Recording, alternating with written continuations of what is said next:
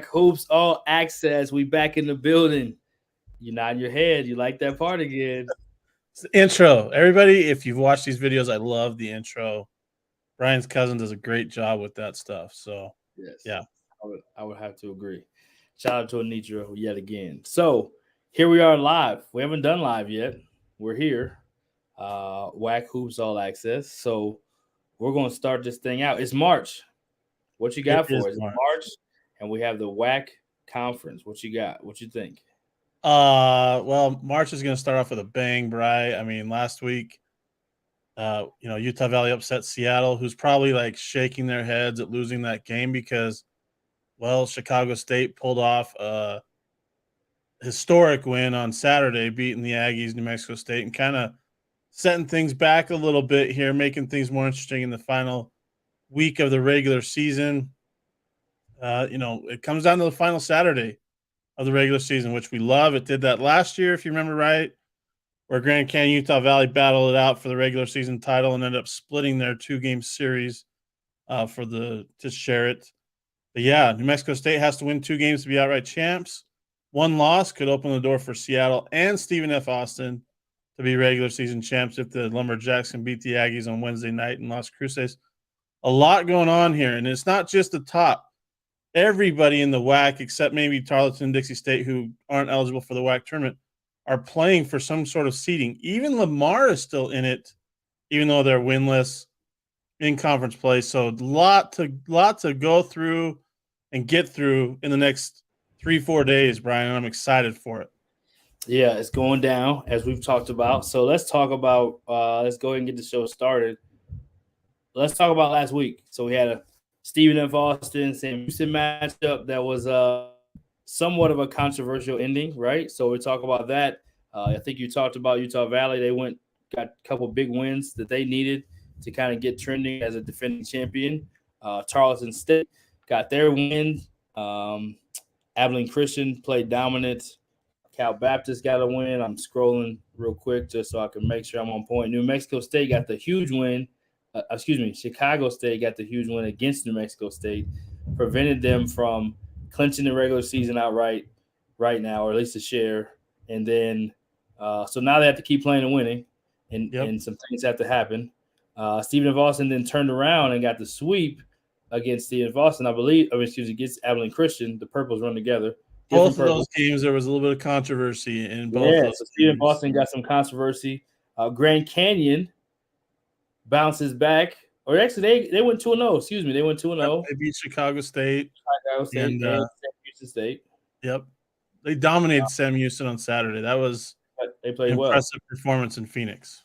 Yeah, Sam Houston had a tough week, and then Tarleton got another win, and then Seattle bounces back. So we got a lot to go into. Let's talk about the standings real quick. I'm gonna go over those, and then I'm gonna get out of the way and let you do what you do. So we got New Mexico State 12-3.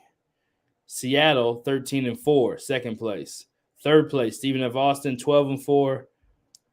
So Sam Houston State loses 2 and they're only in 4th place. So that shows how high they were. Only had 3 losses, were right out of first place contention. Had a tough week. 12-5.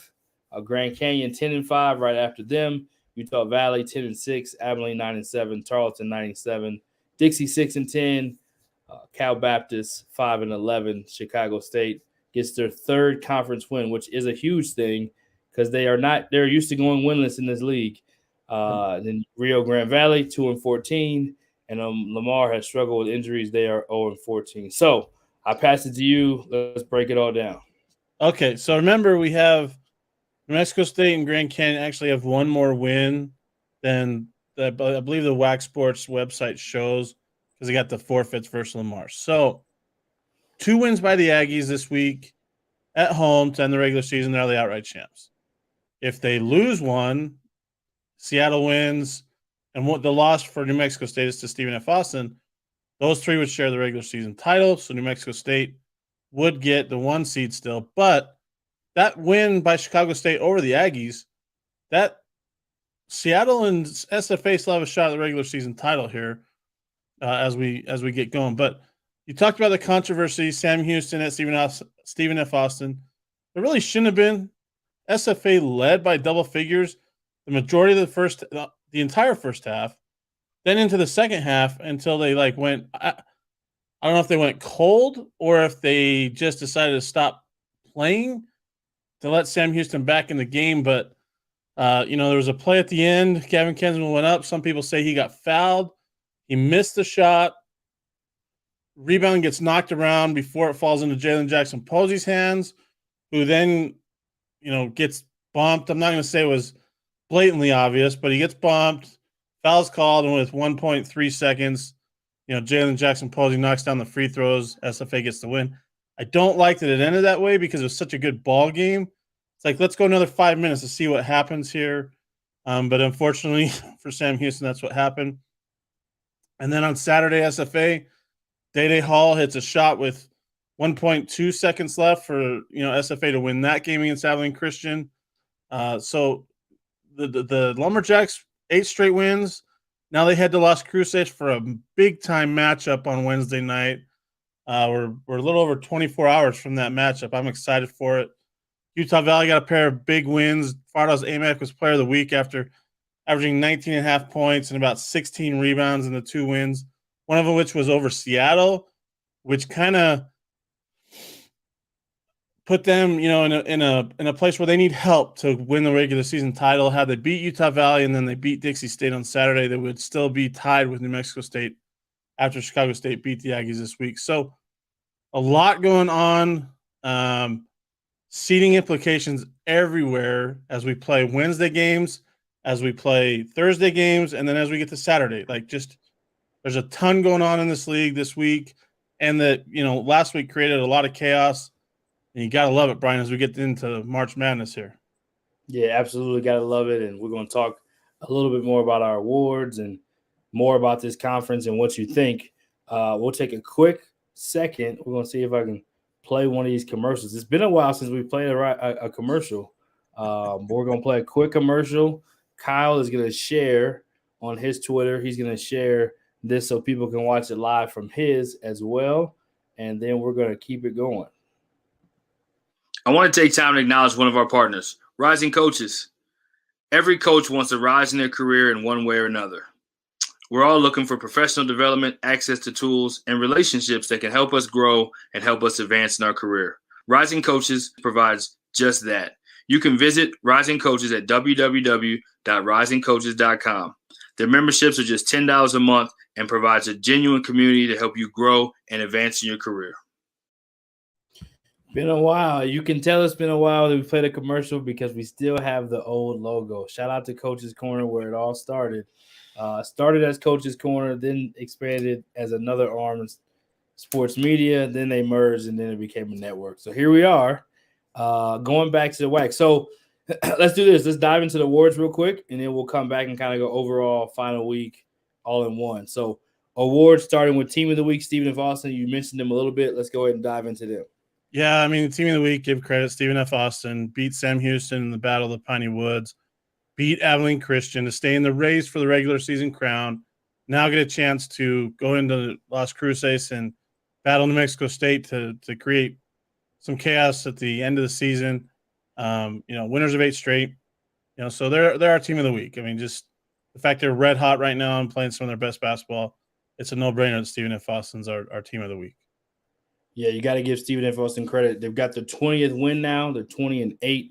On the season. We talked to Coach Keller early in the year. They just put together that brand new practice facility that is state-of-the-art. So they're very proud of that. But their defense and their turnover rate is still one of the best in the country. They're actually top 10 percentage-wise per KenPom in the country. So defense is leading the offense. Their offense is playing much better. And then for them to beat Sam Houston, which earlier in the year, they lost in a 49-41 the first time. Stephen F. Austin actually scored more points in the first half against the Bearcats on Thursday than they did in the entire game that they played earlier this season. So, yeah. You got to give them credit. They're playing their best basketball at the right time. And next, they play, as you already mentioned, New Mexico State, which you got to love the fact that just 2 of the best teams in this conference are playing. The last time Stephen F. Austin played them, they lost pretty significantly. I believe it was 14 was the margin, 72-58. So it'll be great to see as one comes off of a loss that they could have clinched the conference with. The other one is playing red hot, and New Mexico State was our team of the week last week. So we got two of the last two teams of the week playing their best ball coming up tomorrow night. So definitely tune into that. You will not want to miss it. Championship implications. And remember this about this league. We're talking different than some of the rare few 2-bid leagues or multiple bid leagues. This is a 1-bid league. So the seeding does matter for the tournament, but ultimately we're also looking at who is going to be the team to represent this conference in March. That's going to be interesting to see. So, well, and one other thing, sorry about that, Brian. One other thing to think about too is, let's say that New Mexico State or Seattle or SFA win the WAC tournament. Okay, you're hoping that for a lot of us that aren't New Mexico State fans, you're hoping that there is a regular season tie for the regular season title. And I say that because then if one of those three teams wins the WAC tournament, one of those three teams may get an invite to the NIT to bring in more money for the conference. Like, see what you did there. That's kind of, as a fan, you're kind of like thinking that way. I know as some fans, you want to win it outright, but like that would be cool to be in a spot to have two teams in two national tournaments at the end of the season. So to Kyle's point, great job pointing that out.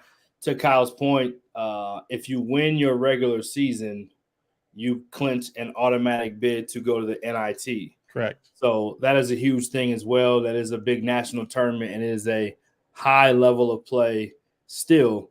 So it gives them a chance to play for on a big stage, play on national television in advance. So that will give two teams. Whereas if, let's say, whoever wins the regular season, I don't want to speak any teams, and they win the tournament, then no one gets in the NIT in a league like the WAC, unfortunately. So, well, in that astute point there by Kyle McDonald, the WAC Hoops Digest vet right there.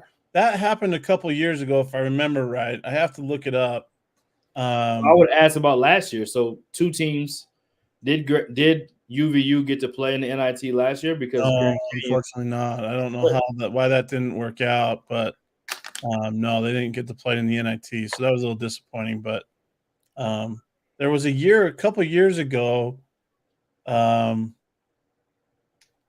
want to say, 2016-17. Cal State Bakersfield won the regular season. Oh, yeah, I remember this. New Mexico State won the WAC tournament. Yep.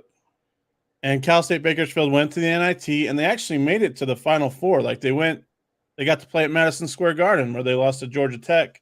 Yep, they went deep. I remember that. Yeah, so, I mean, it's happened. But that we didn't have a tie for the regular season crown there. You know, Cal State Bakersfield won outright. So, yeah, they tend to give it to the outright.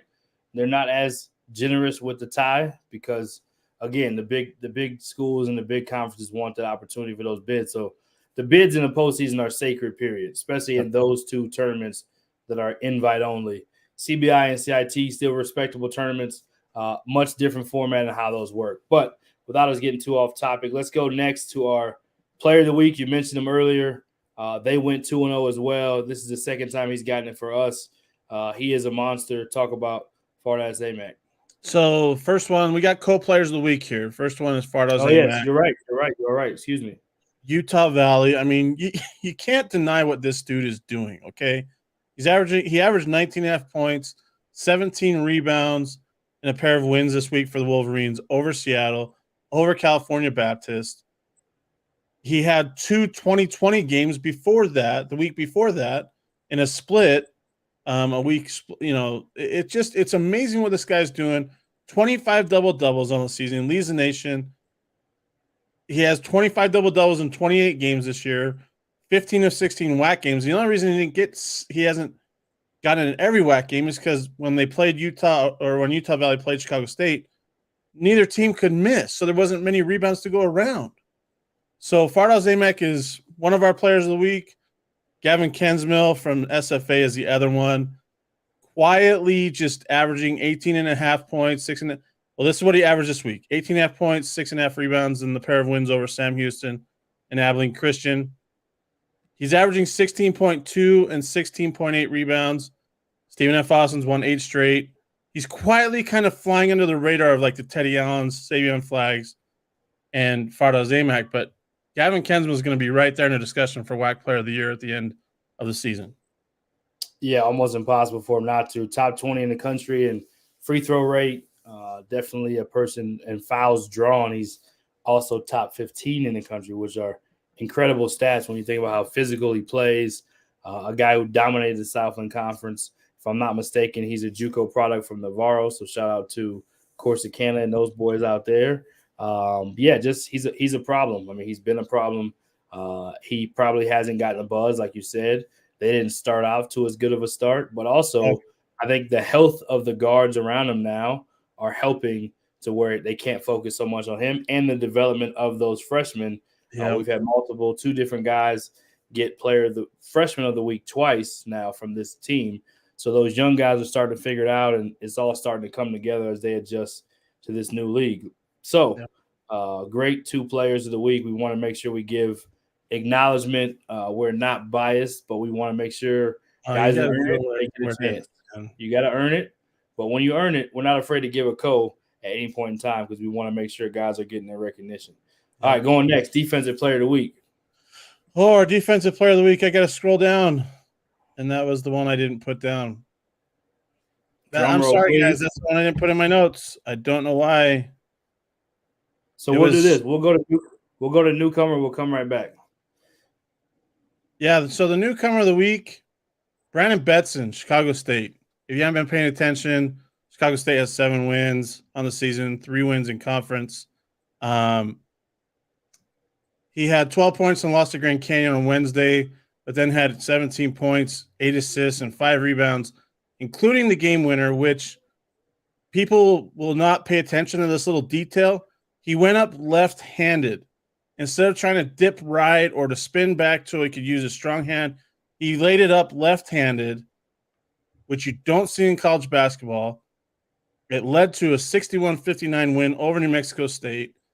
Brandon Betson's our Newcomer of the week, playing real well for Chicago State, leads the team in scoring, has 86 assists on the season, and 26 steals in his first year in the WAC. So Brandon Betson's our Newcomer of the week. And I'm going back to my notes, and we got Shamir Bogues is our defender of the week. They also went 2-0, which we got to give credit to guys that when you go 2-0 or when you can come out with wins, even if it's a split sometimes, that's important because we want to make sure we're rewarding guys that are winning, but also guys that are performing. But if you can perform and win, you separate yourself from everybody else. So he's another Texas guy. Now, we have a lot of Texas schools in this league, but I always got to make sure we shout out to Texas guys. The guy is a stealing machine. He had 4 this week, and he had 4 blocks, 2, and a pair of wins. I mean, he didn't do anything offensively special, but on the season, Shamir Bogues has 54 steals, which is one of the – I think it's right behind Darian Trammell for leading the WAC in steals. It's just the quick hands, the craftiness, the way he pressures the ball. It's just phenomenal. And like you said, Tarleton continues to win because they play defense. And they're going to – I feel like Tarleton is going to finish the season above 500. And I say that very quietly because they play Sam Houston and Abilene Christian to finish the regular season on the road. But Tarleton's played really well recently, and we'll get to another player here, down in our awards. But Tarleton is dangerous, and if they get a few more players, like a big guy, to go with those guards next year, if Billy Gillespie does that, watch out. But Shamir Bogues, one of the best defensive players in the WAC by far. Let's go straight to great job, Bogues, on that. Let's go 6-man. So he could have been the freshman of the week, could have been the 6-man of the week, but Chance McMillian from GCU, freshman guard, he won WAC freshman of the week honors this week, averaged 14 points, had a career high 15 points in the big win over Sam Houston. He's just been a spark off the bench for Bryce Drew. His quickness, his athleticism, his ability to finish at the rim, but also knock down threes. Right. It's just very impressive. So Chance McMillian is our 6-man of the week. Yes, and freshman of the week, we have a tie or another co. Both gentlemen have won it before, so this is going to be fun of who ends up winning it in the end. But both freshmen are impacting their teams for winning. Yeah, it's going to be interesting to see what happens down the stretch. Taron Armstrong averaged 20 points per game in 2 road games this week in a split where they beat Dixie State and then they lost to Utah Valley. But he was really good offensively. Also had averaged 4 rebounds and 3 assists per games. He's just been really good since he's come back. This week was a better week for him. He didn't turn the ball over as much. Really got going offensively, so it'll be fun to see what he does down the stretch. When CBU, they host oh my goodness, I lost it. They host I'm sorry, Brian. They host let me look at it here. They have a home game this week against Chicago State, and they go to Lamar on Saturday. Excuse me. Sorry. Wow. Losing my mind. But anyways, Taron Armstrong, one of the co-freshmen of the week. Day Hall on the other side, averaged 10.5 points, 6.5 rebounds this week. Hit the game winner against Abilene Christian. Again, Stephen F. Austin, Kyle Keller's got to be ecstatic about the freshmen that he has. He has 4 of them that are going to be really, really good if they stay around. Day Hall, Jalen Jackson Posey, Latrell Giselle, Derek Tazent, who has come on late. Like, Kyle Keller's got to be ecstatic the way they're playing right now, especially down the stretch. And, Day Hall is one of our co-freshmen of the week as well, along with Taron Armstrong. There's some really good freshmen in this league, and, keep an eye on them as we go forward with WAC Vegas and so forth, how they perform on the big stage. Yes, and with some good players in this league, there's also some good performances, sometimes unexpected, sometimes it's just a great performance we'd like to acknowledge, which is the breakout player of the week. So I hope my Texans Uncensored is following this along because he brought up Freddie Hicks to me today when I put out some all WAC predictions. Freddie Hicks is my breakout player of the week from Tarleton. Yes. It's been a while coming because Freddie Hicks has had some monster games throughout conference play. But he had a big week at Tarleton, won a pair of WAC games, had 20 points in the big win over UTRGV, 22 points, 5 rebounds, 5 assists in the win over Lamar. He plays in a position he probably shouldn't be playing in the 4-5 position because Tarleton just doesn't have the size. So once they get a little bit of help in the paint, he's going to play the 3, maybe the 2 or 3, stretch that out, and he's going to be even better than what he has been. Freddie Hicks, the breakout player of the week. Really like his game. He can finish at the rim, he can shoot the 3, and he can bang with the big boys. So I really like what Freddie Hicks is doing for Billy Gillespie and the Tarleton Texans. Yes, and I believe that wraps up our players of the week and awards. So clap, clap, clap for our awards. So we're into our last week, right? We got the final stretch, upcoming games. We always like to talk about.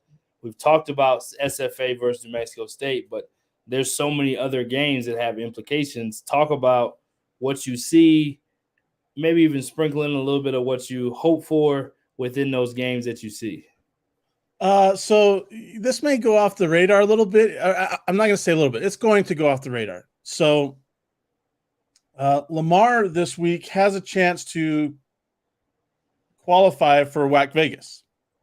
I know that's crazy to think about, but they do. Talk about it. If they beat UTRGV on Wednesday, that would force UTRGV to have to beat Stephen F. Austin on Saturday. And, okay, let me go back here. If Lamar beats UTRGV on Wednesday and then beats CBU on Saturday at home, that would force UTRGV to have to beat Stephen F. Austin on Saturday, or else Lamar goes to WAC Vegas. How crazy is it to think that Lamar could win 2 games this week, and if it gets a bit of help, it goes to Las Vegas? After all that they've been through this season, they still have a shot to go to the WAC tournament. I think that they might have a big chip on their shoulder to accomplish that, knowing that that's still possible. Okay? So that's a game that's going to fly under the radar on Wednesday night. UTRGV at Lamar, big-time game for both squads. A win by UTRGV seals their trip to Las Vegas. and they still have seeding to play for between them and Chicago State. So there's that. Another game that has some big implications, Utah Valley at GCU. Utah Valley's trying to avoid that 7 seed. So that's a big one on Thursday night in Phoenix. Grand Canyon already beat Utah Valley. But last year, like I said, they're both the defending co-regular season champions. So Utah Valley's won down there. They know how to win down there. And we'll see how they do. Both teams are playing pretty well. They both coming off, wins this past week, pair of wins this past week. The GCU guards, Javon Blackshear and Holland Woods and Sean Miller Moore, really ate up the Utah Valley guards when they played a couple weeks ago in Orem. It'll be strength on, GCU guards against Utah Valley guards. Can Fardaws AMAC carry Utah Valley to a win? We'll see what happens there. That's a big game. I'm looking at it, Brian, and those are some of the bigger games. If Stephen F. Austin gets by New Mexico State, the Seattle-Chicago State game has big implications on Saturday. For Seattle, if they win, they would share, the regular season title. Stephen F. Austin at UTRGV has big implications because if Stephen F. Austin beats New Mexico State and then wins at UTRGV, they would share it. New Mexico State still has to play Utah Valley to end the regular season. And if they don't win either game this week, they lose both, they're out of the regular season title conversation. Think about that. They go from Saturday, where they could have clinched a share of the regular season title and the number 1 seed, to losing to Chicago State and now putting themselves in a situation where they have to win in order to be regular season champions. That's crazy. Yeah, play that again, the scenario where they have to win. Okay, so New Mexico State and Stephen F. Austin play on Wednesday night. Yes. If Stephen F. Austin wins that game and then beats UTRGV on Saturday, and if Seattle beats Chicago State on Saturday and New Mexico State beats Utah Valley on Saturday, there would be a 3-way tie for first place. However, if Stephen F. Austin beats New Mexico State on Wednesday and Stephen F. Austin and Seattle win out, but New Mexico State loses to Utah Valley, then Seattle and Stephen F. Austin would be the regular season champions. Crazy, crazy thought that you could go from being able to wrap it up on Saturday to possibly not even being regular season champions a week later. Not only just to be able to wrap it up, but wrap it up against, in standings, a bottom 3 team in the league. An inferior team. Yeah, nothing against Chicago State. We love Chicago State, but that was an inferior opponent. Yeah, New Mexico State was missing like 5 guys, including Johnny McCants, due to non-COVID illness or other, issues. But you're still a better team on paper that should have won that game. And what you love about March, baby. Let's go. Yeah, that's the best part about it. But here's the kicker, Brian. Under Chris Jans, New Mexico State hasn't lost at the Pan Am Center in WAC play. So the team that New Mexico State lost to the last time at home in WAC play was Utah Valley. That was in back when you were going to school there. Yeah, that was in 2017. 2017. It was an 84-72 win for the Wolverines on February 23rd when Paul Weir was the head coach. But under Chris Jans, they've not lost a WAC game at the Pan Am Center, which is probably going to be rocking this weekend because the Aggies didn't get to play in front of their fans last year. And this year they get to play in front of their fans for a WAC title. So it's going to be rocking on Wednesday and on Saturday, which is where I will be on Saturday night for that game. So I'm looking forward to it. Yeah, this is what they came. Yes, you will be at the game Saturday night, Utah Valley and New Mexico State, which could be for the championship, or they could have already clinched it at that point. It'll be fun to see. But, yeah, New Mexico State's team, and we've had Jans on, we've had Miller on. I mean, these guys have been there, done that.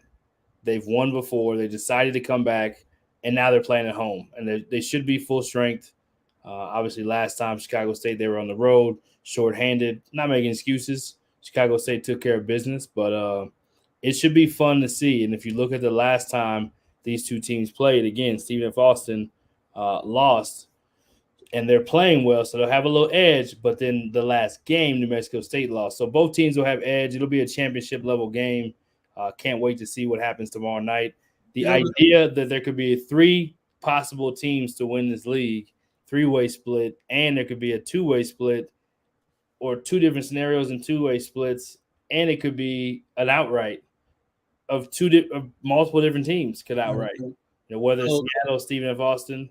Because 2 things I want to point out here. Yes, please. The first is, like, I was thinking about this today when I was talking to Adam Young on the Straight Outta WAC podcast, that it's veterans versus rookies almost. I mean, yeah, you got David Cackleries, you got Gavin Kensmill, Calvin Solomon, but those 4 freshmen haven't played really in a situation like this before. So that will – sorry about that, everybody. My phone is connected to my computer, and that's the Go Cubs Go. As you can see, I'm a Cubs fan behind me, so I apologize for that.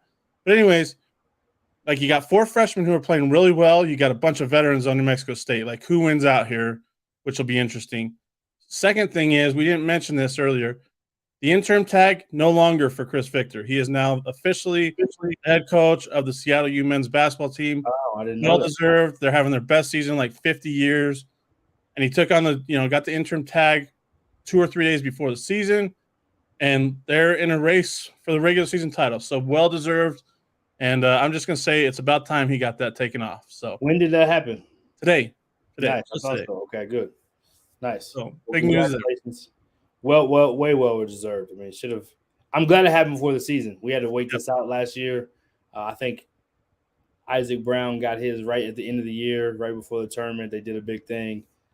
Terrence Johnson in the Sun Belt, who is now back-to-back, had to wait until after the season and weeks after the season. It wasn't even immediate. So great for him that he's able to get that. Same with Lavelle Sanders at Binghamton, able to also get his interim tag removed.